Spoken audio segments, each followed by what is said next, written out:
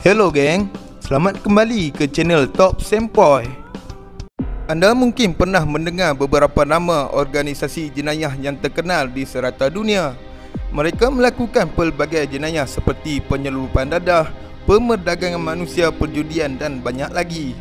Namun, anda mungkin terkejut apabila mengetahui bahawa ada organisasi jenayah popular ini asalnya ditubuhkan dengan tujuan baik.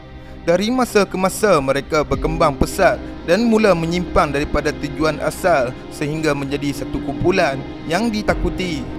Inilah kumpulan-kumpulan jahat yang dahulu ditubuhkan dengan tujuan yang baik. Number 1. Lanun Somalia. Pada tahun 1991, kerajaan Somalia telah digulingkan oleh satu kumpulan pemberontak. Ketika tiada kerajaan rasmi, banyak kapal-kapal asing mengambil peluang menceroboh perairan Somalia yang kaya dengan hasil laut. Ada juga kapal asing yang membuang sisa toksik secara haram di perairan Somalia. Mereka sanggup bertindak ganas demi mempertahankan lubuk baru ini. Mereka menghalang nelayan Somalia daripada mencari rezeki di tempat sendiri dan menembak sesiapa yang degil. Nelayan Somalia mula membentuk kumpulan pembela untuk menjaga perairan mereka sehingga kerajaan baru ditubuhkan. Mereka memusnahkan peralatan nelayan asing dan mendenda penceroboh. Kapal-kapal asing sanggup membayar kerana tidak mahu negara asal mereka tahu mengenai kegiatan haram ini. Setelah beberapa tahun mendapat wang dengan mudah, kumpulan yang semakin besar ini mula melakukan jenayah seperti lanun. Mereka sering menawan kapal yang melalui perairan Somalia dan meminta wang tebusan untuk anak-anak kapal. Kebanyakan mereka tidak lagi menjadi nelayan, sebaliknya melanun sepenuh masa. Mereka sering menggunakan pencerobohan perairan Somalia sebagai alasan untuk membenarkan perbuatan jenayah mereka. Number 2. Mafia. Sejarah mafia bermula sejak kurun ke-19 ketika Sicily merupakan sebuah wilayah bebas. Ketika itu Sicily diceroboh dan dikawal oleh penjajah asing yang bertindak kejam terhadap penduduk tempatan. Penduduk tempatan mula membentuk satu kumpulan untuk mempertahankan diri mereka. Ahli kumpulan ini mengelarkan diri mereka sebagai mafioso. Lama-kelamaan, kumpulan ini bertukar menjadi tentera swasta yang mengelarkan diri mereka sebagai mafi. Sama seperti mafioso, mafi juga melindungi penduduk tempatan sehinggalah mereka mula memaksa pemilik kedai dan rumah untuk membayar wang perlindungan. Mafi semakin terkenal setelah Itali menguasai Sicily pada 1861. Kerajaan Itali meminta bantuan mafi untuk memburu penjenayah di pulau itu. Sebagai pertukaran, kerajaan Itali membiarkan mereka terus memeras wang perlindungan daripada penduduk.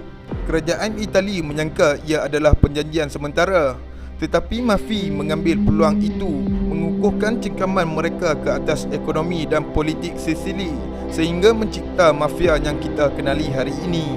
Number 3. Latin Kings. Pada tahun 1964, dua kumpulan anti perkauman di Amerika iaitu Markings dan Imperial telah bergabung untuk menguatkan lagi ahli kumpulan yang sering menjadi mangsa perkauman. Markings adalah kumpulan yang diasaskan dan dianggotai oleh pendatang Meksiko, manakala Imperial pula ditubuhkan oleh pendatang Costa Rica pada tahun 1954. Maka lahirlah gabungan baru yang dinamakan sebagai Latin Kings. Kumpulan baru itu terus memerangi perkauman, buli dan polis yang sengaja mengganggu mereka tanpa sebarang alasan munasabah.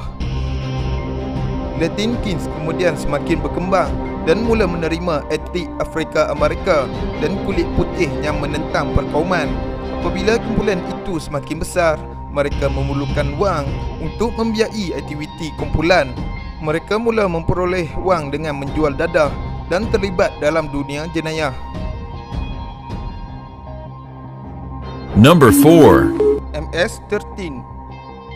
Pada awal tahun 1980-an, pendatang dari El Salvador yang tinggal di Los Angeles telah menubuhkan satu kumpulan untuk mempertahankan diri mereka daripada keganasan kongsi gelap di sana.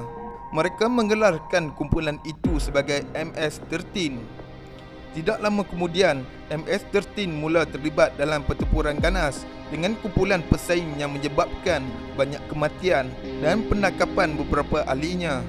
Ketika menjalani hukuman, mereka mula merekrut anggota baru dari Honduras, Guatemala dan El Salvador untuk menubuhkan kumpulan MS-13 di penjara. Walaupun jumlah mereka tidak seramai kumpulan banduan yang lain, tetapi MS-13 diguruni kerana kekejamannya. Beberapa banduan MS-13 yang dihalau keluar daripada Amerika pada tahun 90-an mula mengembangkan kumpulan itu di negara masing-masing. Kumpulan MS-13 di luar Amerika Syarikat ini bekerjasama dengan kartel dadah dan lebih digeruni. Kini MS-13 masih kekal kuat dan berpengaruh di Honduras, Guatemala dan El Salvador. Sekian, terima kasih.